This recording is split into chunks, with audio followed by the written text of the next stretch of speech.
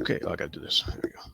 Welcome everybody to the Fantasy Thinker and to episode number 4 of Book Think, where I have very special guest A.P. Canavan from A Critical Dragon, aka Professor Fireballs in some circles. And so thank you so much for coming on, AP. It is a pleasure to be here. Um, I really enjoy the discussions that you've been having, but also your series that you've been doing about reading the prose, about looking at the language of storytelling, because obviously that's my bag. Like It I'm is. obsessed with that. But it's wonderful to be here. Thank you very much for inviting me. All right, and for the you know one or two people who might not know about your channel and you, could you tell us a little bit about that? I ramble oftentimes incoherently about aspects of narrative, be it in books or film or TV. And a lot of the time, I'm focused on how we're being told things, not necessarily what we are being told. Because I'm one of my big passions is how storytelling affects us. And it's that how question, the why, the how. The what of the message is always going to be dependent on the individual person, whether you react to it or not. That's tied into who you are. But how it is done, looking at these techniques, that is a fascination, or slightly more pejoratively, an obsession of mine. Um, and so I have quite a few videos on that. Obviously, I talk to Steven Erikson and Ian CS on quite a lot because I know them, and it's interesting getting authors' perspectives on writing because I come at it as a reader, as an editor, as someone who studied a bunch of this stuff, and that is one set of perspectives, one way of looking at it. But getting an author on, like Johnny Wirtz, to talk about her perspective, what she was trying to accomplish, the techniques that she wanted to use, it gives me a greater insight, and I hope it gives viewers a greater insight into how these stories we love, how they get crafted, how they compel us, how they immerse us in their worlds, and the sheer variety of different techniques, and even the same technique, how it can be used in completely different ways. I have a video that I'm trying to work on, despite my migraines, about transparent prose, and this is something Brandon Sanderson is a big proponent of a transparent writing style.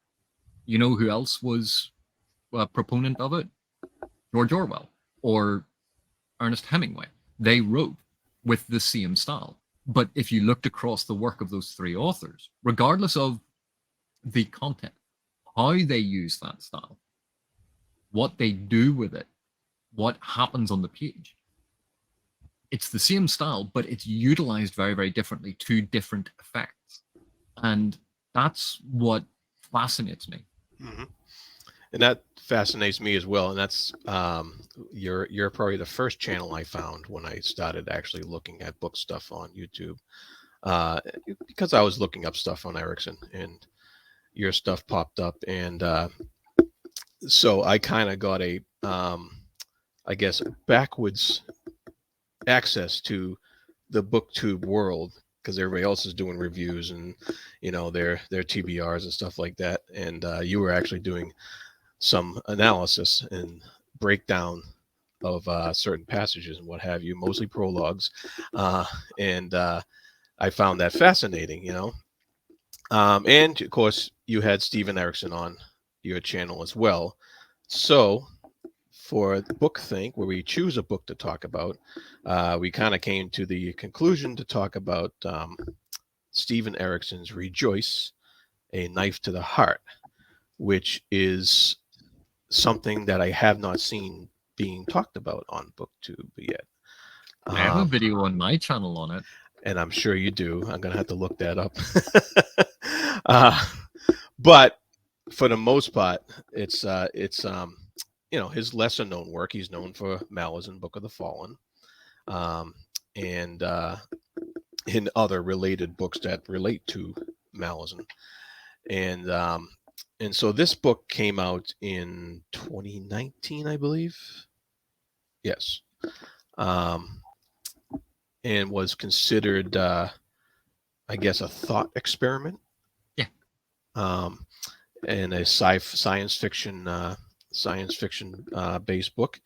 And I think I had recently finished Malazan Book of the Fallen. I recently finished The Cripple God about a year before this came out for the first time. And so I was kind of looking around for more Erikson stuff to read, and then I saw that this was coming out. So I got this pretty much as it was available here in the States. And I found it fascinating because I was used to Erikson's fantasy prose and how he brought the Malazan world alive, and this was a quite left turn from what I was used to in his writing, and it just showed me that his writing, he's able to bring out what he wants in his writing. And that was one of the things I liked about it, and I liked the ideas. Of course, this is a book of big ideas that he throws at you, and so I want to get your take on that. Yeah, one of the first things is that you pointed out there, that this is a thought experiment. It's not a traditional novel, and I think a number of readers who knew Erikson through the Malazan Book of the Fallen or Malazan related works were expecting Malazan in space. And if that's your expectation, this book is going to disappoint you. That's not what it is. It's not what it's trying to be. It's not what Erikson was doing with it. This is very much in that tradition of science fiction thought experiments. And it's in the tradition of childhood's end, first contact. Yeah. Thinking about what would happen. What if there was first contact? And in conversation with Erikson, one of the things that we talked about for a number of years was our dissatisfaction with the number of modern first contact stories that were always about the aliens were an existential threat and humanity had to fight them off. And that is an element he thought, right, I'll go back to some of the more classic things like childhood's end, like the day the world stood still. And he wanted to play out a concept that Ian M. Banks had clearly established in the Culture series of novels, which is Ian M. Banks' Culture is a post-scarcity world. So it's not about capitalism or communism. It's not about those political models that are reliant on finite resources.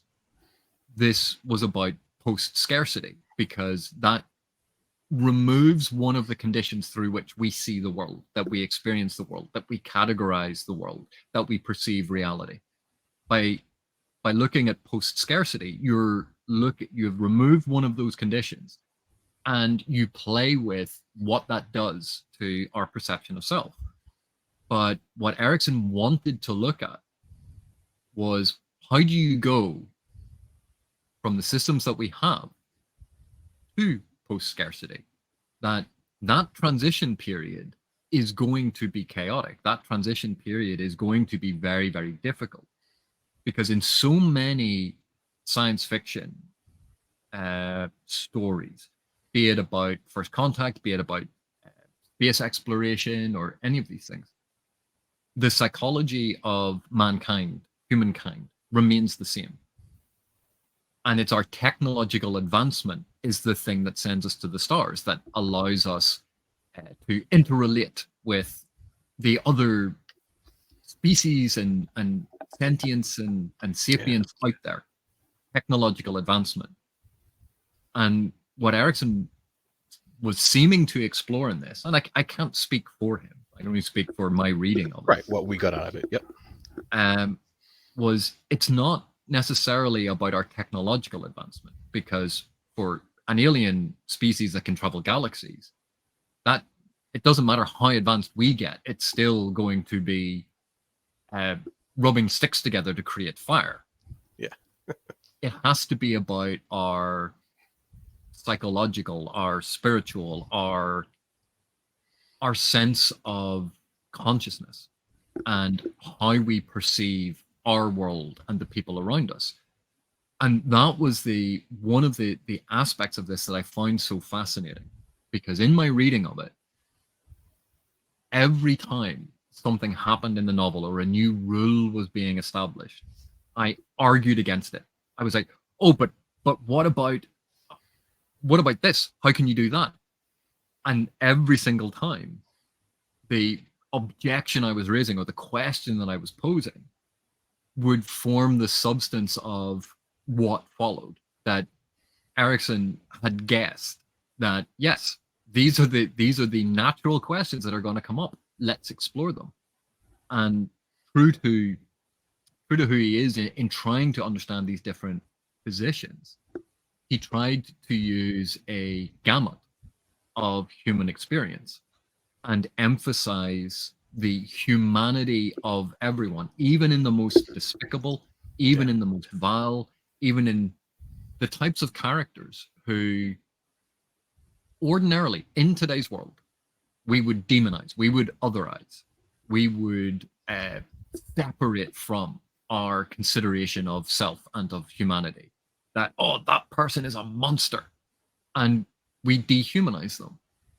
And part of what Erikson did for all of the characters, even the most vile and reprehensible, was add in moments of humanity, add in moments of emotional empathy, not to excuse the behavior, not to forgive the behavior, but as a way of trying to understand the behavior. And that was something that really stuck with me while I was reading, that these people who I wanted to despise, who should be despised, who did horrible, despicable things, trying to understand what shaped them to make them that way, and to see that even with those things, they were still human. And that challenges some of the very notions about how we conduct ourselves, particularly on social media, where it's an us and them proposition. It's a binary. It's a dyadic structure of good, evil, approved, disapproved. That there's no nuance. Right. And asking for nuance is not the same as condoning or forgiving. It's understanding, and understanding is the first step to understanding others and understanding ourselves. Like, it's all part and parcel of the same thing. Yeah, because he's got an array of characters in here that that could be taken as stereotypes. You know, you have the blustering president. You got the stiff scientist, rigid scientist who you can't look at anything any other way. And you get the mercenary. You know, you get the domestic abuser husbands, so you got like you said, a bunch of characters that you could look down upon as you know, not nice human people, but he puts them into this situation where you have to look at them as people. And that was a fascinating aspect to the book. And what do you think about, I love how he brought, like, our main character, Samantha, is, of course, a science fiction writer, right? And I love how that is the choice of the aliens to be the representative, you know, basically of Earth. There's there's a lot of humor to that, and there's a lot of irony to that in his choice of a main character for that. And I also really love. And I shared this book with my brother after I was done with it, and he came back to me. He said he was wondering how much research Erikson did with AI, because he loved the voice of the alien AI and how that was portrayed. And I don't know if you have any insight into that at all, but I thought it was beautifully done too, and how that interaction between Samantha and the AI of the alien. Um, I'm. I think at that time there. Hey, remember this was when this was written. This was written long before Trump was elected. Mhm. Because if you think of when a book gets written, then it goes to a publisher. Yeah. Then the publisher has edits, and then it goes back to the author, and the author goes back through things, and then it can go back to the publisher, and then there might be proofs, and the proofs have to be agreed. This was all written significantly before that election when President Trump was elected, and at the time of writing, Trump wasn't considered the forerunner. Because if you think back to that election cycle in the US, Mhm. Trump wasn't considered a particularly strong contender early on, which is when this was written. But because of the delay, it and the publishing process, by the time it came out,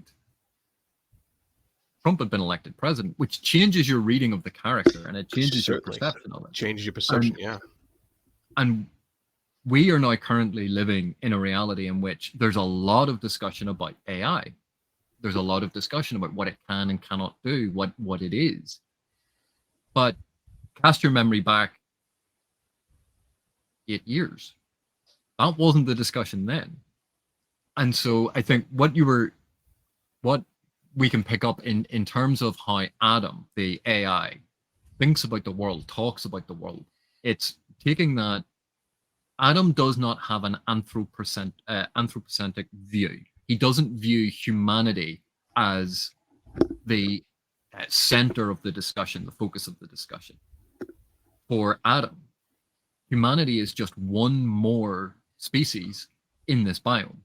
And as soon as you shift away from the focus on humanity at the center of everything, as soon as you shift away from that, you create a very alien way of looking at the world. So even give you an example of this. You've played various fantasy games like D&D. So if I said a character was half elf, right? Mm-hmm. So half of them is elf. What's the other half? Of course, originally it was assumed human. So it's the assumption is if someone is a half elf, it's human is the normal part that you don't need to talk about, and it's the divergence from the norm is the elf part. If they're a half orc, they are a human orc hybrid. They're a half dwarf, and they're a human dwarf hybrid. And each time it's the assumption that humanity is the norm, is the base norm. It's focused on that. And everything else is a divergence from that. That even when we look at the how a lot of the stat creation happened in a lot of the early RPGs, it was humanity is the base norm, but elves get a bonus this way, but they get a minus that way. Because that's how they diverge from humanity, which is the norm. And you can see how that is, on the one hand, like very, very obvious, but on the other hand, it's so subtle about how we place ourselves at the center as the base norm. When you create a character that doesn't do that, that immediately gives you quite an alien voice, quite an alien view, because so much of our discussion is focused on, well, what does this mean for us? What does this mean for me? What does it mean for whatever structure of humanity? And I think that lends itself to making Adam's voice fairly, not necessarily unique, but fairly distinct. Because Yeah. Adam doesn't view the conversation with humanity at its core. For Adam, humanity is just one more species. And I think that was an interesting way to do it, because I think it does give us insight into the assumptions we make about true artificial intelligence, not the large language models, but true artificial intelligence. The idea that they would in any way share our anthropocentric view of the universe. Right. That's a dodgy proposition. Right. You're right. Yeah. That makes perfect sense. Like, if without encountering humans, we wouldn't even probably recognize what it was. Because I think the AI is trying to communicate with humans, so they're using whatever the knowledge they have of humans in order to replicate a communication model with our main character Samantha. But without that interaction, without that need for communication, we wouldn't even probably recognize what it was. And there was quite a famous philosophical essay called "What Is It Like to Be a Bat?" And it was again a thought experiment. Short philosophical essay was a thought experiment about you can't just put a human mind in a bat's body and expect the human mind to understand what it's like to be a bat. It would only understand what it's like to be a human mind in a bat body. And it was playing through the thought experiment to try and extrapolate all of this and to think out the connection between our point of view of the world, our perception of reality, how we conceive of what is around us, and how so much of that is embodied in our physicality, how we physically experience the world, as well as how we think about it, that the two are interrelated. And so it's a really neat short thought experiment essay that sort of traces this through. So applying that logic to Rejoice, this is playing out a thought experiment in a similar way, narrativizing it, not to be a grand sweeping space opera. That's not what it is. It's a thought experiment playing out what would happen if, how would we react? And like one of the clear things that happens in the book is at a certain point, an existential threat to humanity is revealed. And what is the immediate reaction to this? Humanity bands together. Because the only way, and we see this play out time and time again in fiction, in science fiction, humanity, any culture, any society is always fragmented, always broken up, always these competing interests. But as soon as there's a threat to everyone, there is a consolidation of, no, we get rid of them, and then we get back to fighting each other. Yeah. And it's an essential component of how we organize, how we structure group dynamics. It's where the us and them attitude comes from. Yeah, you're either with us or you're against us. Like that's simple, and actually, tribal evolution, yeah. Really, yeah. Because the idea of cooperation when you have finite resources, if you have finite resources, then I have to make sure that me and mine have our resources, and then whatever is left over, you can have. But in post scarcity, if those needs are taken care of, how does that redefine who we are? If that is not at the center of how we approach the world, then what replaces it? And that's part of the question that Erikson is exploring in this. And it's not that he comes up with, this is the definitive answer. It's a lot of this is posing questions for you to argue with, to think about different ways of doing it, to think about who we are.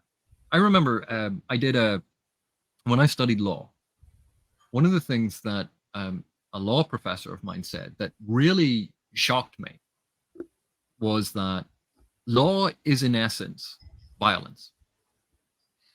Just as simple and straightforward as that. Law in essence is violence and force. It is state-sponsored force. And you think, but not all laws are like that. You go, no, that is the essence behind all laws. Because you could say, oh, well, there's a civil infraction, you have to pay a fine. There's no violence there. What if you refuse to pay the fine? Oh, well, then you might be jailed. But what if you don't want to go to jail? Then they'll force you. Yeah. And well, how are they going to force you? They will physically grab you and they will throw you into a cell and they will lock the door. There is implicit violence behind law. That's how we structure everything in our society, as civilized or as barbaric or whatever way we want to term it or phrase it. One of the key aspects from this particular point of view of humanity is our willingness to commit violence and justify violence. So what happens if someone stops us doing that? Can we still be human? Yeah. Well, that's the theme running through this book, is that this is an intervention from the aliens, and the aliens are stopping us from doing violence. And so that was another like fascinating theme that's running out.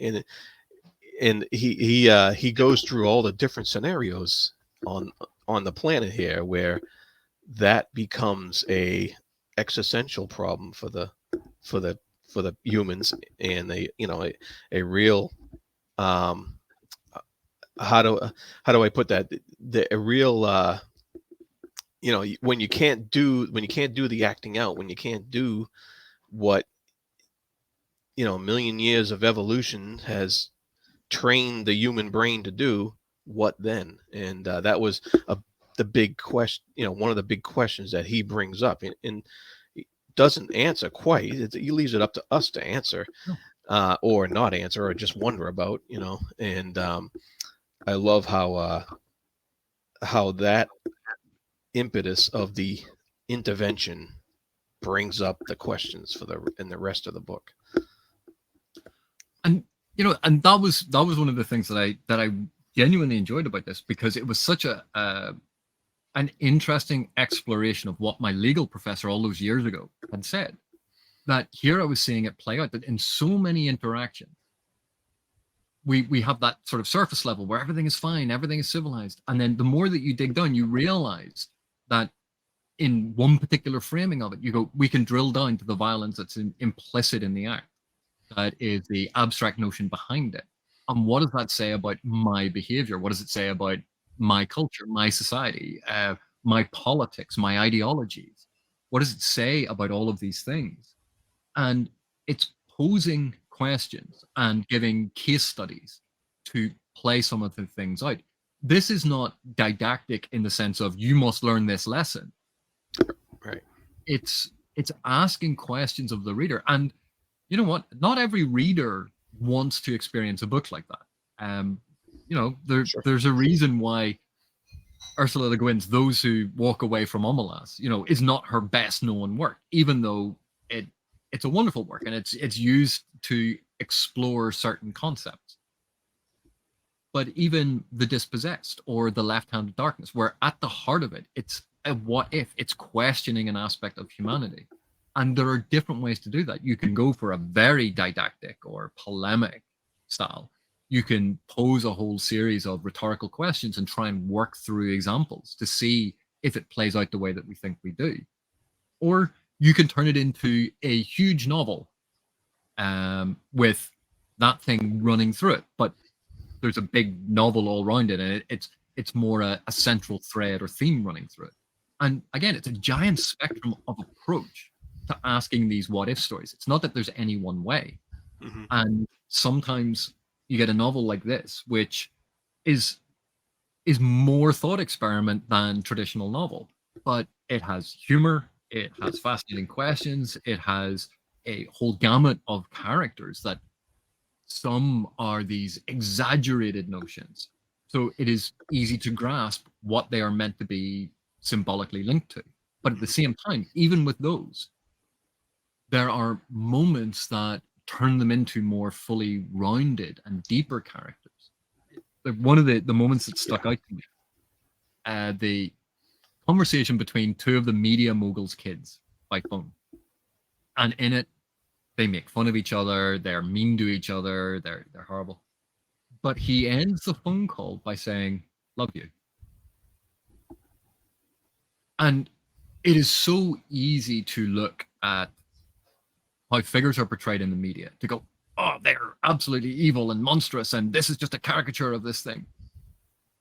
But that one tiny moment suddenly humanizes them. It doesn't forgive them. It doesn't excuse their behavior. But it places it in the context of, yes, but they are still people. Yeah. Even the worst monsters that we know are still human beings. And that is a discomforting thought. That is an uncomfortable thought because it is easier to demonize. It is easier to make into a monster, to reduce the humanity of people who do horrendous things. Right. And that's if we're turning any Malazan fans off from this book, keep in mind that Erikson still explores those same themes in Malazan that he does in here, that he does in Malazan as well, because that's also a theme in Malazan, that they're still people, that they're, no matter what they do, they're still people, or they're still maybe not human in Malazan, but well, at least obviously I'm a fan of hashtag Calor did nothing wrong. Which always gets me into trouble because well, people, I said that once and someone went, well, what about that? You go, you do realize that by me saying hashtag Calor did nothing wrong, that it's a joke. It's not the literal statement, because no, like, he wasn't a good person. It's an exaggeration for comedic effect. But some people are very, very literal in how they read. And I think sometimes books like Rejoice, that's one of the reasons why they don't work for certain readers. Because if you apply a very literal reading of this, expecting a novel, expecting characters to do, you go, well, like, most of it, like, nothing really happens, and it's just characters talking about what has happened, and it's a bunch of talking heads, and then, like, the story only seems to start towards the end. But that's not the type of novel this is.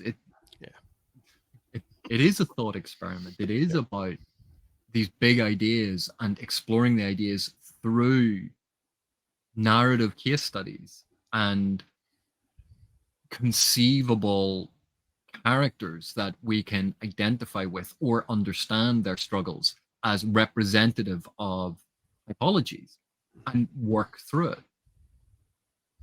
And being associated with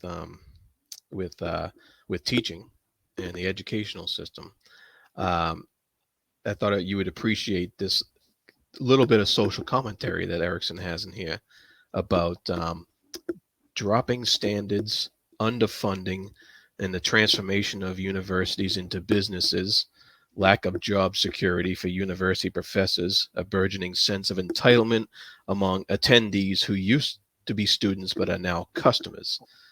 Shall I go on? That was like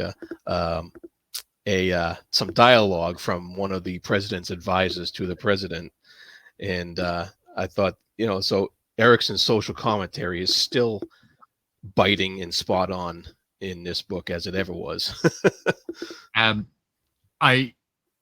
I can not confirm nor deny that those words could have possibly come from someone who used to live in Northern Ireland and was maybe commenting particularly about certain movements in education. I can neither confirm nor deny that. I wonder where that came from. But that's not alone in Northern Ireland. That's very much here in the United States as well. But there's a great moment later on where they're talking about building these centers of excellence in study and basically the learning centers around these campuses. Right. And they said, we're going to have the greatest number of empty rooms. And but the whole point is they're not meant to be empty. They're meant to be full. But it was this whole idea of, bigger and better and more impressive with all of these rooms. And you go, but it's the rooms aren't important. It's the teaching that goes on in them. And, there are little moments like that dotted all the way through, which, Erikson may possibly have been influenced, not only by knowing me, but he does have a lot of friends who work in academia. Oh, I'm sure. Yeah. And it doesn't surprise me at all that he would hear those kind of stories, throughout his life, as far as that goes. I also found it amusing that at the beginning of every chapter, we have a quote from Samantha, and I like the one where she says, there's a question that comes with every thought experiment: just how far are you willing to take it? And so to me, that was almost like Erikson asking himself, how far am I going to take this in this particular book? And that just, it layers on a sense of irony to the whole story, and it layers on um, a certain amount of tongue in cheek that this is a thought experiment, and it's designed to make you think the same way that it's making myself think about all these issues that are coming up in here. And I really like how he did that. The use of epigraphs to highlight or illustrate or to support elements that are going to appear in that chapter. That's something that Erikson has done in a lot of his work. Yes, he does. But like one of the things that I find very interesting about this is so often when we hear about first contact stories, it's a scientist is the choice.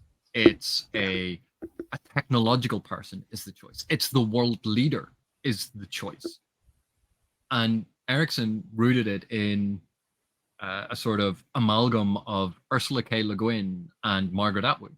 Like he combined those two science fiction authors to create Samantha August. And you alluded and you mentioned this at the start. Science fiction authors are in the business of trying to imagine the as yet unexplored or as yet unimagined or as yet unrealized.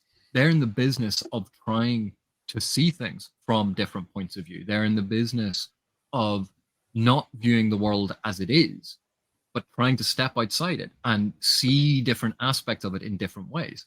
And so you can understand the logic behind an alien presence who wants to communicate with humanity. It's like, who's the person, who are the types of people that I can speak to communicate what I need to communicate? Because again, the AI will be framed and will form thoughts through their experience, their perception of reality.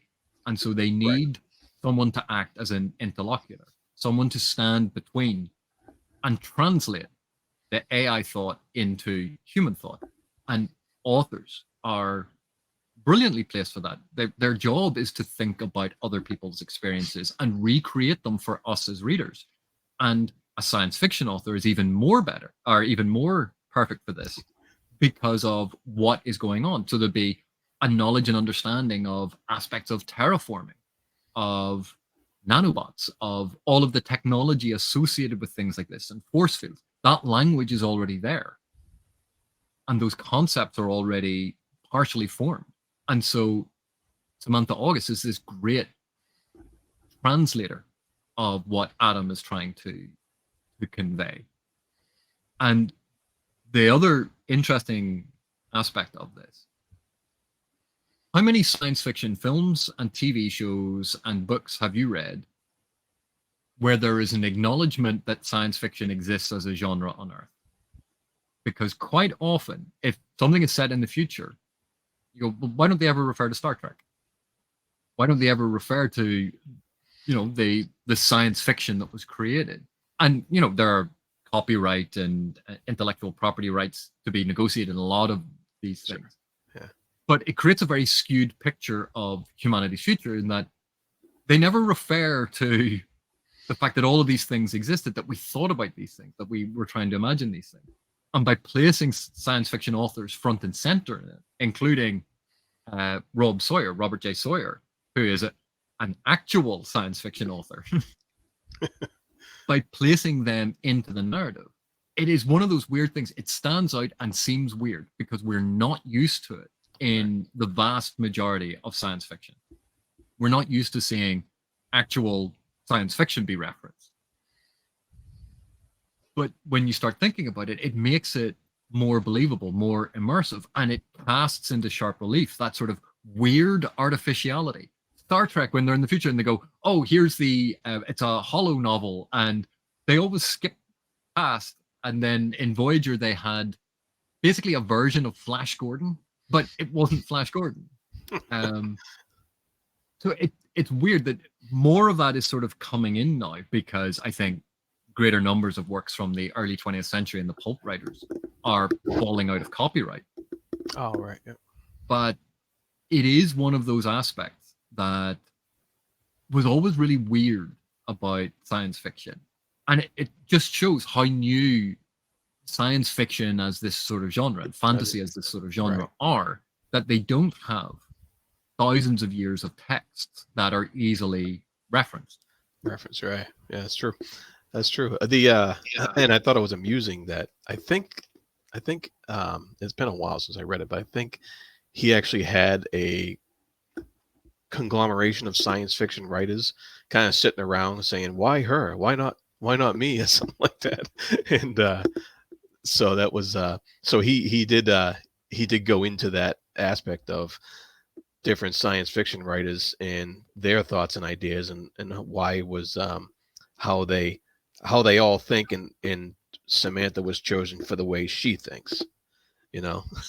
So, And even the inclusion of the video blogger, the vlogger, who is the conspiracy theorist. And you right. think of the explosion of conspiracy theories in the last 8 years. Yeah. But prior to that, yes, there were conspiracy theory things going on, but there wasn't the same explosion. There wasn't the same awareness of it. It wasn't as mainstream as it is now. No. And so, like, even those elements, like, we think now, oh yeah, but that's just this thing. But this was before it became, oh, it's just that thing.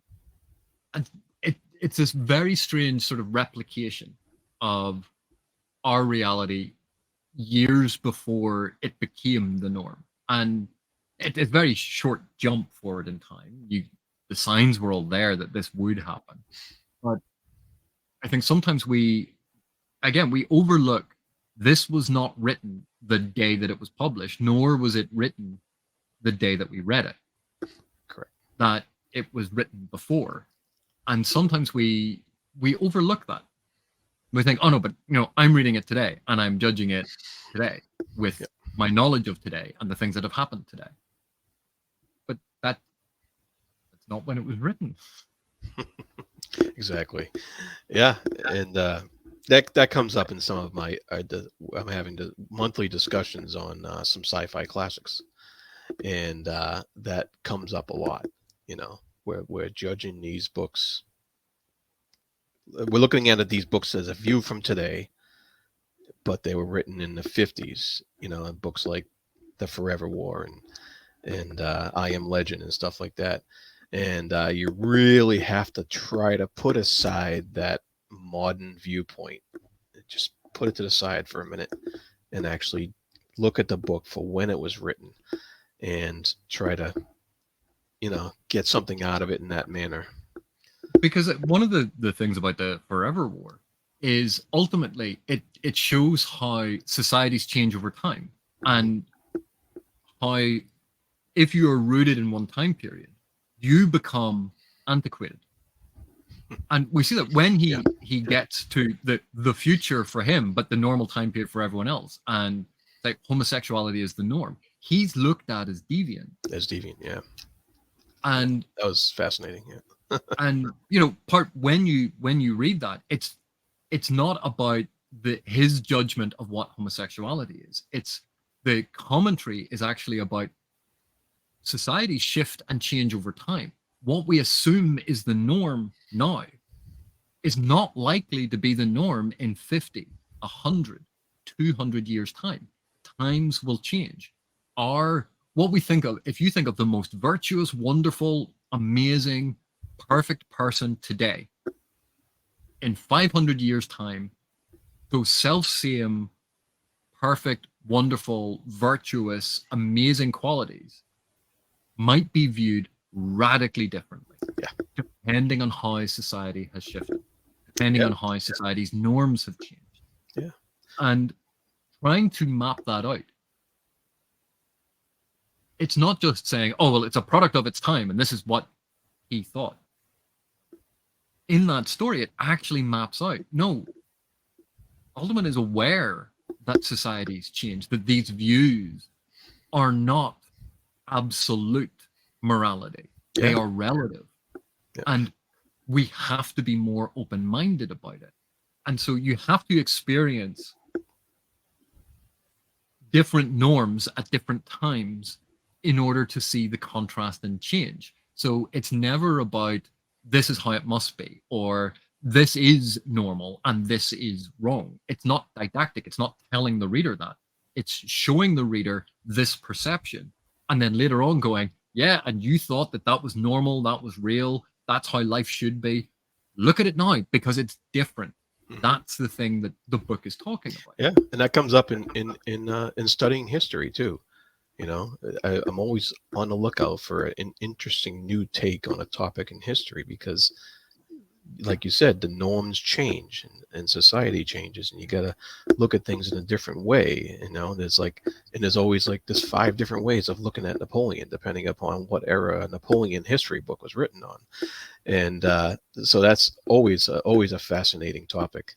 Um, and so, even in the short time that this book has been out, someone reading it today can still look at it differently than when it actually was published, and so that and it's part of the fascination of the thoughts that he brought into the conversation. You know, Because I remember looking at some of the Goodreads reviews for it, and I'm fascinated by 1-star reviews of things, and people saying, "Oh, it's communism good, capitalism bad," and you're like, oh wow, really? that's an interesting take on a novel that is about the removal of the entire system of materiality that both communism and capitalism are based on. That a post-scarcity society has stepped beyond that, and it's how are you seeing this? Oh, it's about criticizing the Americans and valorizing the Chinese, and and Really? it's again a lot of it is the projection of, and we do this all the time. It's one of the problems that we all struggle with to a greater or lesser extent. The projection of our own ideology, the projection of our own way of thinking onto a text. And then that is a lens which filters the words on the page. So the American president is blustering and people pointed that it's a caricature of Trump. And yet there are moments when he is very sharp and very intelligent and makes very astute observations. Yeah. So if it's this evil buffoon and making fun of Trump, then why are positive attributes given to him? Yeah, And people need to realize that there's been plenty of other presidents in the past who have been blustering. You know, he's not the only one that's been done that. So, and even when we look at, because I am sure Trump's candidacy influenced Erikson in some ways, but other things that definitely influenced him were all of those other first contact films and those stories where the American president is always the world leader. It's always the American president. Very, and I would say probably about 95, 99% of the time, it's going to be a white guy.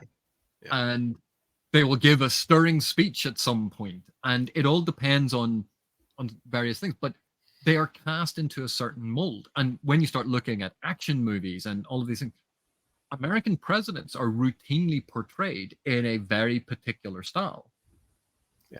And that is highly influential in how we perceive the office of the presidency, because the fictional representations of it are usually done in a certain way.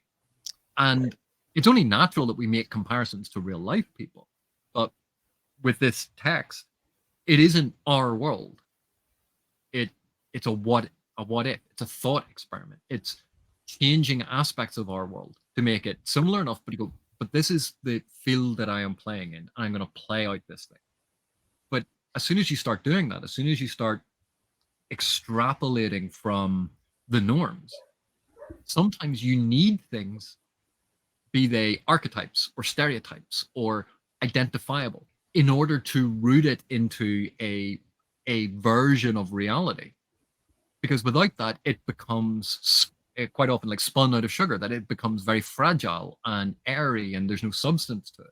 That having anchor points can really help engage with what it is exploring. Yep, that says it perfectly right there. Well, AP, thank you very much for being on Book Think number 4 and discussing this wonderful thought experiment book. I enjoyed it thoroughly, and I hope people are encouraged to pick it up because I think it's very much worth reading. And so, stay tuned, everybody. There's going to be another episode, a very special episode of Reading the Prose coming up after you watch this. Once again, this is the Fantasy Thinker. I'm Jared Quartermatch. Thank you for being there. Oh, and be good to each other. That's right.